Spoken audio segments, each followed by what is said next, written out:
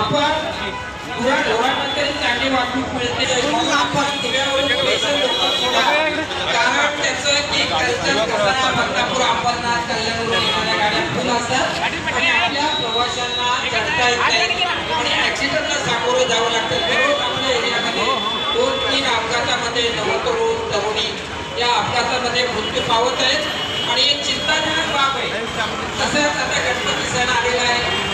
बहुतेक कुटुंबाचे इकडे आपल्या परिसरामध्ये पंचक्रोशीत राहतात आणि त्यांच्याकरता दिव्याला हार्ट मिळावा म्हणून आपण अनेक वर्षापासून प्रत्येक मागणी परंतु हे लवकर झाली पाहिजे.